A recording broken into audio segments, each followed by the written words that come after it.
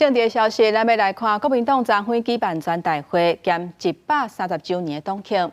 党主席朱立伦强调讲，袂允准台独的势力来伤害中华民国。也那立法院长，也就是国民党韩国瑜嘛有去参加。讲到即马国会三党拢无过半，和国民党要推动法案是真拼。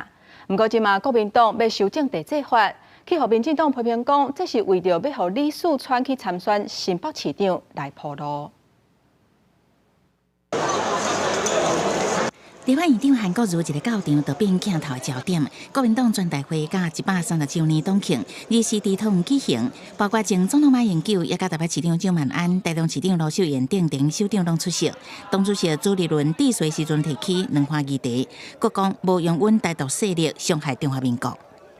中华民国宪法是中华民国的脊梁，绝不容许台独势力伤害、摧毁我们的中华民国。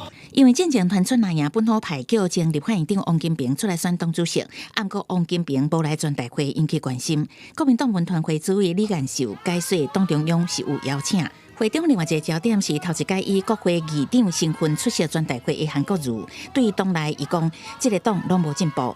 国民党虽然是国会上大党，不过三党无过半的情况下，国民党的立委推杀法案也是真辛苦。国民党这一届的立法委员的确战斗意志。 还有奋勇向前的精神，让我们为之感动。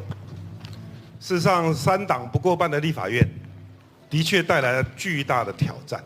南亚立委李干秀等人提出地方制度法修正草案，想要取消人口限制，互地下市无论人口数多少，拢会当设第三个副市长。互外界解读是要替台北市副市长李四川参选新北市长布局，会当更加方便。虽然人口数减少，但是无论是高龄化之后，在各项事务的推动，其实是越来越繁重的。所以这一次的修法其实是不是针对台北市？第四法应该通盘检讨。 千万不能因人设事，避免为了国民党的选举而影响了全国的制度。